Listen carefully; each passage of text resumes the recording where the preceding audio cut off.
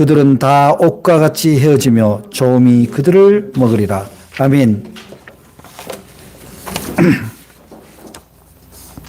오늘은 주님이 공생의 마지막으로 예루살렘에 입성하신 것을 기념하는 종료주일입니다. 종료주일은 여행이 끝났다, 여정이 끝났다 그런 한자어죠. 주님의 공생애가 끝나는 지점이 절정입니다. 그런데 많은 사람들이 예수님 당시에 많은 사람들이 예수님에 대한 소문을 듣고 예수님의 이적, 말씀 이런 것들에 비추어 볼 때 이분은 이제 식민지 이스라엘을 해방하고 다윗의 왕국을 재건하는 왕 중의 왕으로 오신다는 것으로 다 이해하고 그 예수님을 모두가 환영했습니다. 그래서 예수님이 예루살렘 입성할 때 많은 백성들이 종려나무 가지를 흔들며 호산나 찬양했다라고 기록하고 있습니다. 찬송하리로다 주의 이름으로 오시는 왕이요 하늘에는 평화요 가장 높은 곳에는 영광이로다. 이 표현으로 보면 많은 사람들이 예수님이 오심으로써 자신의 민족이나 자신의 처지가 달라질 거라고 생각했습니다. 그러나 예수님의 행보는 이 사람들의 기대와는 사뭇 달랐습니다. 예수님이 개선장군처럼 혹은 새로 부임하는 즉위하는 임금처럼 왔으면 그의 행차는 사실은 대단히 화려하고 거창하며 다른 사람들이 보기에 압도적인 모양이어야 되는데 어떻게 하셨죠? 예수님은 그야말로 작은 나귀를 타고 안장도 없는 나귀에 옷가지를 걸치고 타고 예루살렘으로 입성하셨어요. 아마 사람들이 놀랐을 거예요. 저런 사람이 우리 이스라엘의 왕이신가? 이렇게 했을 텐데 우리는 그 장면에서 세상의 논리와 세상이 말하는 승리와 하나님이 하시는 승리의 방식이 다르다는 진리가 그 안에 담겨 있다는 것을 우리가 깨달을 필요가 있습니다. 오늘 종료 주일에 여러분하고 나눌 말씀의 주제는 고난의 종, 승리의 종인데 이 역시 물론 예수 그리스도를 칭하는 그런 제목이기도 합니다만은 실제로 오늘의 우리가 어떤 하나님의 종이냐, 어떤 하나님의 사람이냐 했을 때 우리는 고난의 종, 승리의 종이 두 정체성이 함께 있는 그런 존재가 되어야 된다. 그것이 예수님을 믿는 우리들의 모습이자 예수를 따르는 모습이다. 이런 점에서 오늘 말씀을 여러분과 함께 은혜로 나누고자 합니다. 예수님이 예루살렘에 입성을 할 때 왕이 되시기 위해서 이 세상적인 걸로 볼 때 왕이 되시기 위해서 들어가신 걸까요? 아니면 하나님의 뜻에 순종하여 누가 보더라도 고난의 길을 예수님이 알고 계시잖아요. 내가 십자가에 달리리라 라고 얘기를 하셨고 그리고 3일 후에 다시 살아 돌아온다 라는 말씀까지 하신 거를 볼 때 예수님은 이미 뭡니까? 당신이 가시는 길이 고난의 길이다. 고난의 길. 그 고난의 길을 가기 위해서 예루살렘에 오신 거예요. 그렇지만 고난이 고난으로 끝나지 않고 고난인 승리를 위한 하나의 일종의 뭐예요? 예보 같은 거예요. 시그널, 신호. 그래서 우리도 신앙에서 고난과 승리는 반대 개념이 아니라 동전의 양면같이 동시에 일어나는 개념으로 봐야 된다. 이게 진리입니다. 그래서 예수님이 왜 그러면 그렇게 그냥 와서 하나님 나라를 선포하시고 모든 걸 평정하시면 되는데 그러면 어떻게 되냐면 우리는 그것을 누리거나 우리가 그러한 고난의 종, 승리의 종, 평화의 종이 될 수가 없는 거예요. 우리는 그저 종교에 우리가 믿는 신이 하나님이 하는 일에 멍하니 바라보는 사람인 거예요. 아무런 주체성이 없는 거죠. 근데 하나님은 예수 그리스도를 통해서 무엇을 우리한테 보이고자 하냐면 너희들이 곧 나의 종이고 나의 자녀고 너희들도 내가 보낸 예수 그리스도와 같이 스스로 고난에 가대 승리하는 그런 주체적인 존재로서 살아라. 그것이 내가 너희들에게 주는 은혜고 하나님의 사람의 모습이다. 이거를 예수 그리스도를 통해서 보여주시고자 한 것이 예수님이 예루살렘에 입성하고 십자가를 지시는 사건입니다. 왜 그렇게 생각할 수 있냐면은 예수님이 제자들과의 그 대화 중에도 끊임없이 하시는 얘기가 고난에 대해서 피하지 않는 그런 모습. 이걸 다르게 얘기하면 승리를 위해서 평화를 선택하는 거예요. 평화를. 내가 싸움을 하고 다른 사람을 해야지 아니하고 승리하는 거는요. 내가 어느 정도 희생할 각오를 해야 되는 것이 우리 기독교가 갖고 있는 진리입니다. 이걸 우리는 비폭력 평화주의라고 얘기를 하는 거죠. 예수님은 그러한 비폭력 평화주의를 몸소 실천해서 보여주신 거죠. 이 세상은 어떻습니까? 승리를 하는 방법은요. 힘입니다. 무기죠. 총과 칼 이런 걸로 해결할 수 있다라고 믿고 있습니다. 하물며 기독교 국가라고 하는 미국이나 서구도 똑같습니다. 공산주의 국가나 서구 국가나 다 무기를 개발을 하죠. 힘을 개발합니다. 그런데 인류의 역사는요. 폭력으로 힘으로 눌러서 폭력이 뿌리 뽑히지를 않는다는 거예요. 인간의 폭력은 또 다른 폭력을 낳을 뿐이죠. 그래서 주님은 분명히 말씀하셨습니다.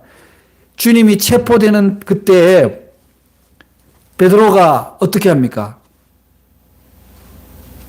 주님을 체포하러 온 그 병정 중에 말고라는 병정의 길을 칼로 뱁니다. 그러자 예수님이 그 말고의 길을 다시 붙이시면서 하시는 말씀이 네 칼을 도로 칼집에 꽂으라. 칼을 가지는 자는 다 칼로 망하리라. 또 주님은 말씀하시기를 마태복음 5장 38절로 39절에 또 눈은 눈으로 이는 이로 갚으라 했다는 것을 너희가 들었으나 이게 율법에 나옵니다. 나는 너희에게 이르노니 악한 자를 대적하지 말라. 누구든지 네 오른편 뺨을 치거든 왼편도 둘러대며. 그러니까 결국 예수님이 보여주시고자 하는 것은 궁극적으로 이 땅의 폭력적인 싸움으로 승리하는 것이 아니라 평화를 먼저 보여줌으로써 승리하는 그러한 모습을 우리에게 보여주고 있는 겁니다.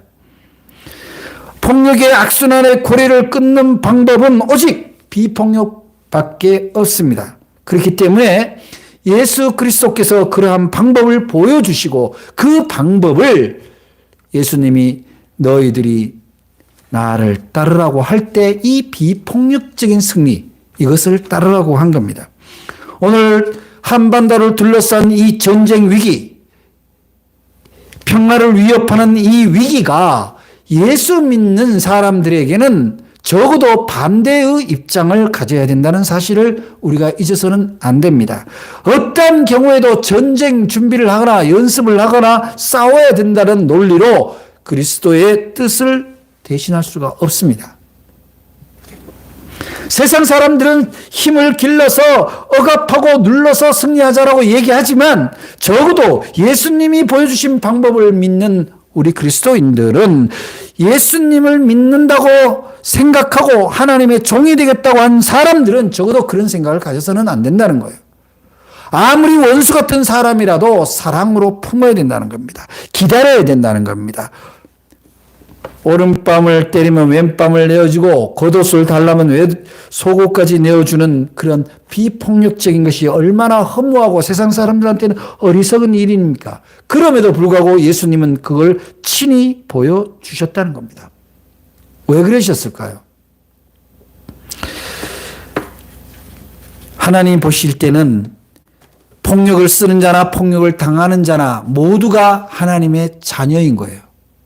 그들이 믿든 받아들이든 않든. 그래서 하나님은 누구도 죽기를 원하지 않으시는 거예요. 지금 이스라엘과 팔레스타인에 지금 벌어지고 있는 이 폐악한 전쟁 가운데 끊임없이 어린아이들과 민간인들이 확살되는 이 현장을 볼 때 하나님은 이스라엘을 편든다고 할 수가 없어요. 그럼에도 불구하고 오해하는 사람들은 마치 이스라엘이 정이고 팔레스타인 사람들이 불의한 것처럼 오해를 합니다. 종교가 잘못 전달이 되면 그렇게 되는 거죠. 그래서 결국 우리는 이 고난과 연약함에 전능하신 예수님이 함께하고 계시다는 것은 뭡니까? 연약함을 친히 함께 하시겠다라는, 인간의 고난에 함께 하시겠다라는 것을 보여주신 사건이라고 생각을 해야 되는 거예요. 기독교가 이제 유대교로부터 뭐 이렇게 그 어떤 출발점이 되는 것은 사실이지만은, 하나님께서 하나님의 본체이신 분이 사람이 되어서 오셨다는 이 사실, 그 예수가 그분이라는 사실에서 근본적으로 갈라집니다. 그래서 엄밀한 의미에서는요, 이스라엘이 믿는 하나님의 개념과 우리 기독교가 믿는 하나님의 개념은 근본적으로 갈라져요. 다릅니다. 하나님은 스스로 가장 낮아지기까지 해서 당신을 희생해서까지 우리를 사랑하시는 하나님이에요. 그게 우리 기독교가 믿는 하나님의 모습입니다. 그렇기 때문에 인간들이 당하는 고난, 불의에 당하는 폭력, 그것까지도 똑같이 내가 너희들과 함께 하겠다라는 그것으로 행하신 분이 바로 독생자이신 예수 그리스도인 거예요. 우리가 그분의 희생으로 십자가의 은총을 받게 되었지만 그 십자가의 은총의 열매만 따먹고 나도 예수 그리스도처럼 평화를 위해서 비폭력으로 승리하는 것을 위해서 희생하고 있느냐라는 질문을 던져보는 것이 이 종려주일과 고난주간에 우리가 돌아봐야 될 신앙의 자세라는 것입니다. 결국 예수님이 십자가를 지는 이 고난의 길로 이 예루살렘으로 들어오신 것은 바로 마태복음 1장 23절에 있는 대로 하나님이 우리와 함께 하시기 위해서 이 땅에 오신 것을 친히 보여주신 사건이다. 뿐만 아니라 예수님이 승천하실 때도 똑같은 말씀을 하십니다. 볼지어다 내가 세상 끝날까지 너희와 함께 있으리라. 요한복음 14장 16절에도 말씀합니다. 내가 아버지께 구하겠으니 그가 또 다른 보혜사를 너희에게 주사 영원토록 너희와 함께 있게 하리니. 결국 예수님은 고난받는 자와 함께하기 위해 스스로 고난을 택하신 거예요. 예수 믿고 교회 다닌다면서 고난을 회피한다. 고난이 하나도 없으면 좋겠다. 그런 생각을 한다면 그것은 예수님이 오신 진리를 제대로 이해하지 못한 사람입니다. 어쩌면 예수를 제대로 믿는 사람, 예수를 구주로 믿는 사람은 그분의 구원하심을 믿고 고난을 회피하지 않고 고난과 마주하는 그런 용기 있는 사람입니다. 저는요, 우리들의 리더 중에 실패의 경험이 없는 사람, 고난의 경험이 없는 사람이 리더 되는 것이 가장 위험한 거예요. 사실은. 리더가 된다는 것은요, 고난을 대응하는, 고난을 받아들이는 자세가 다른 사람이에요. 하나님께서는 결국 고난받는 우리들이 비폭력적인 방법으로 승리하기 위해서, 친히 보여주시기 위해서 우리에게로 오신 분이 바로 예수 그리스도라고 우리는 믿어야 된다는 겁니다. 이 세상에요, 하나님 보시기에는 의인이 하나도 없는 거예요. 의인이 없으니 결국 의인 하나를 하나님이 친히 보여주신 분이 예수 그리스도라고 이렇게 보면 돼요.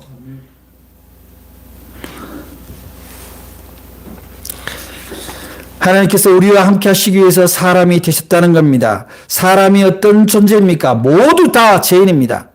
의인은 한 사람도 없고 정말 악인 의인은 없고 하나도 없다라고 분명히 성경은 얘기하고 있습니다. 그런데 하나님이 친히 사람이 돼서 죄인과 같은 모습을 취하셨습니다. 그분이 바로 예수 그리스도입니다. 주님은 죄가 없으심에도 불구하고 죄인처럼 사시고 죄인들과 함께 하시며 죄인들의 친구가 되셨습니다. 그리고 마침내 주님은 십자가에 못 박혀 죽으심으로써 죄인 중에 죄인이 되셨다는 사실입니다.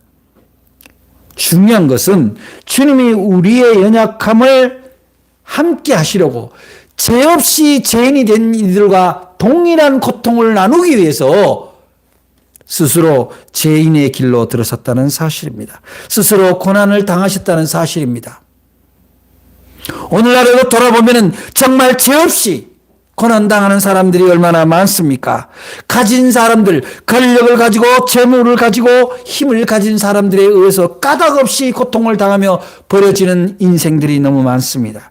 거기에 예수님이 계신다는 거예요. 우리가 하나님을 믿고 예수님의 제자라고 한다면 거기로 가야 된다는 거예요. 그들 곁으로 가야 된다는 겁니다. 예수님이 동정하셨던 비극의 주인공들이 있습니다. 바로 병든 자고 귀신 들린 자이며 버림받은 자들입니다. 바로 그들과 함께하기 위해서 예수님은 친히 고난의 길로 들어선 겁니다. 주님이 고난의 길로 들어섰는데 우리가 뭐라고 고난의 길을 회피합니까?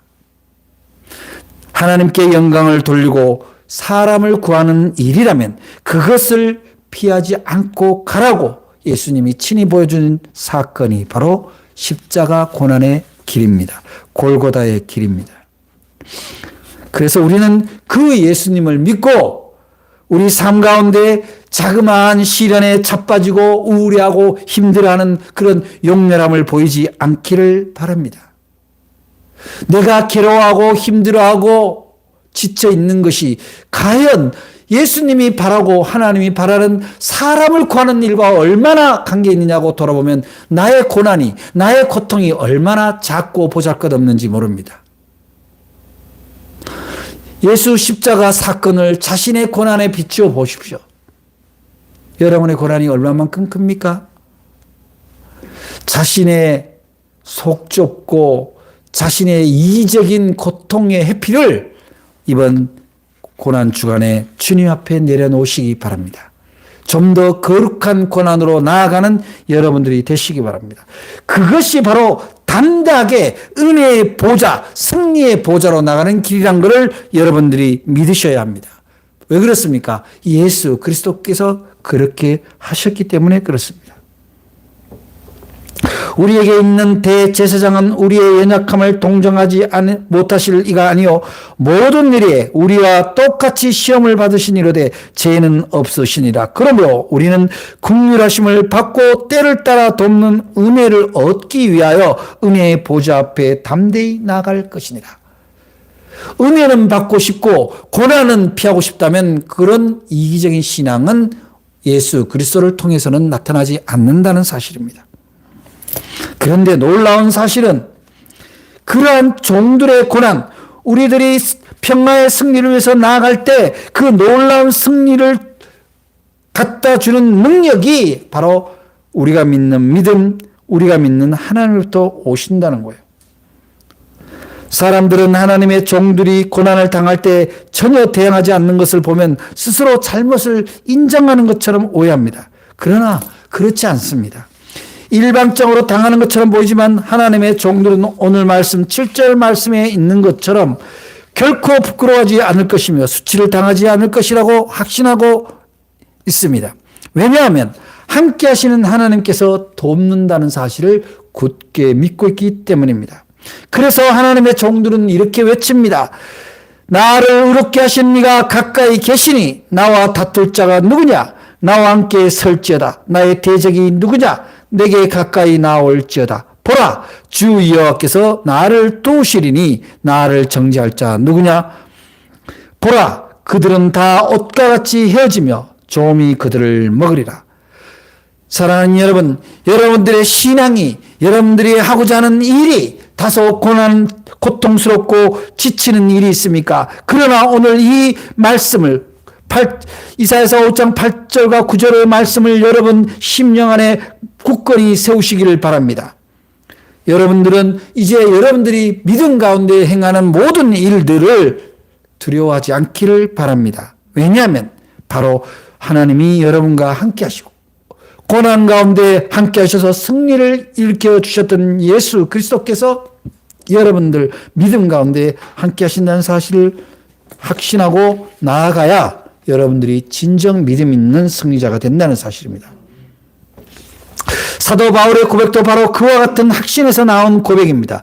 사도 바울이 로마서 8장 31절부터 32절에 이렇게 분명히 얘기합니다. 그런즉 이 일에 대하여 우리가 무슨 말하리요? 만일 하나님이 우리를 위하시면 누가 우리를 대적하리요? 자기 아들을 아끼지 아니하시고 우리 모든 사람을 위하여 내주시니가 어찌 그 아들과 함께 모든 것을 우리에게 주시지 아니하겠느냐? 또한 12장 19절에서는 내 사랑하는 자들아 너희가 친히 원수를 갚지 말고 하나님의 진노하심에 맡기라. 여러분 생활조 속에서 사회생활, 사회의 여러 가지 지면에서 보면은 정말 폭력을 쓰고 싶은 구타 유발을 행하는 많은 사람들을 볼 수가 있습니다. 정치가 그러하고 사회적인 현상이 그럽니다. 그럼에도 불구하고 우리 그리스도인들은 스스로 그것을 해결하려고 무기를 들어서는 안 된다는 사실입니다. 하나님의 진노하심에 맡겨야 됩니다. 우리가 같이 믿는 기독교인이라고 하지만 정말 우리의 믿음과 전혀 다른 행위를 하는 사람들도 있습니다. 그렇다고 그들을 어떻게 하겠습니까? 하나님의 진노하심에 맡겨야 된다는 거예요. 고난의 종인 우리 예수님은 하나님 아버지의 뜻에 순종하여 십자가 고난과 십자가를 그냥 묵묵히 가셨습니다. 오늘 4절 말씀에 학자라고 번역한 단어는 배우는 사람, 즉 제자를 뜻하는 말입니다. 오늘 우리는 이 4절 말씀을 통해서 주님의 제자들이 해야 할 일을 깨달아야 합니다. 이 말씀을 통해서 신앙 공동체가 참 교회의 모습을 회복할 수 있는 길은 무엇인가를 다시 한번 돌아봐야 됩니다. 오늘날 우리 신앙 공동체, 즉 교회가 해야 될 일은 것은 진리의 말씀을 온전히 듣는다는 사실입니다. 배우지 않고서 결코 좋은 제자가 될 수 없습니다. 옛날 선지자들은 자기의 말을 전하지 않았습니다. 하나님께 주시는 말씀을 듣고 그대로 전했습니다. 말씀을 전하기 위해서 먼저 하나님의 말씀을 듣고 깨달아야 됩니다. 하나님의 종이 아침마다 하나님의 말씀을 듣고 깨우쳤던 것처럼 우리들도 늘 기도하며 말씀을 깊이 묵상하는 가운데 하나님이 우리에게 향하여 주시는 그 음성을 분명히 듣고 깨달아야 합니다. 성령이 우리의 귀를 열어 그 음성을 듣게 하실 겁니다. 우리의 마음을 열고 그 말씀을 온전히 깨닫도록 도와주실 겁니다. 그것이 바로 오늘날 우리가 평화의 승리자로 가기 위한 첫 번째 길입니다. 그 다음으로 오늘날 우리 신앙 공동체와 그리스도인들이 해야 될 일은 바로 전하는 일입니다. 가르치는 일입니다. 하나님의 종이 전할 말씀은 바로 누구에게 전해야 됩니까? 이 세상에 지친 자들입니다. 공고한 자들입니다. 이 공고한 자들을 위로하는 것이 우리들의 사명입니다. 잘난 사람들끼리 와서 자기의 지식을 자랑하는 것이 아니라 아직도 복음을 듣지 못하여 예수님을 만나지 못하여 공고한 인생을 살아가는 많은 이웃들에게, 가족들에게, 친지들에게 바로 이 그리스도의 복음을 전하고 성경의 말씀을 전하는 일이 중요하다는 거예요. 가난하고 힘들고 억눌리고 소외돼서 희망을 잃어버린 사람들에야말로 우리들이 하나님의 종된 우리들이 전해야 될 필요한 말씀을 준비해야 된다는 사실입니다. 사랑하는 여러분, 우리가 사는 이 땅에 특히 우리 이 민족 가운데 평화가 이루기 위해서는 우리들이 먼저 그 평화를 위해서 고난을 당하는 모습을 회복해야 합니다. 교회가 너무 화려하고 안락하며 너무 힘센 것에 치우쳐서는 안 된다는 사실입니다. 세상적으로 볼 때 세상 사람들의 손가락을 받는 그런 방법으로 위세를 가시해서는 절대적으로 십자가 희생으로 승리하신 예수님을 따라간다고 할 수가 없습니다. 예수 믿는 사람은 오로지 예수 그리스도의 방법으로 평화를 이루고 예수 그리스도의 방법으로 승리해야 된다는 사실을 여러분들이 믿으시고 지키시기를 바랍니다. 그러기 위해서는 늘 깨어 기도하고 하나님의 말씀을 듣고 깨닫는 일에 게을러서는 안 된다는 사실입니다.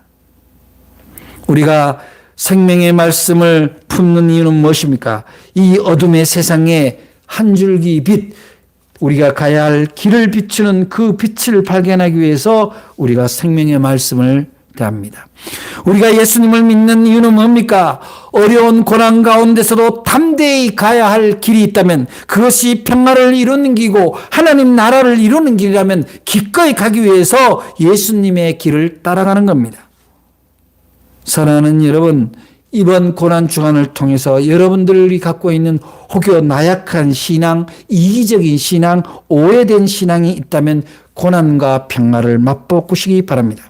여러분들이 먼저 작은 고통이라도 회피하지 않고 나아가는 여러분들 되시기 바랍니다. 희생을 덕목으로 삼는 여러분들 되시기 바랍니다. 투쟁이나 억압보다는 사랑과 평화로서 승리하는 여러분들 되시기 바랍니다. 그렇게 해서 힘들고 지칠 때 그 길을 먼저 가신 우리 주 예수 그리스도를 바라보며 성령님의 도움을 받아 믿음의 증인이 되어 끝까지 평화의 사명, 복음의 사명을 감당하는 하나님의 참된 종들이 되시기를 바랍니다. 여러분, 언제까지 주시는 열매만 먹고 살아가겠습니까? 우리도 이제 예수 그리스도의 사역에 동참하는 평화의 종, 하나님의 종, 고난의 종, 승리의 종이 되어야 할 줄로 믿습니다. 바로 여러분을 오늘 주님께서 고난의 종이자 승리의 종으로 부르시고 있다는 사실을 믿고 따르시기를 바랍니다. 기도하겠습니다.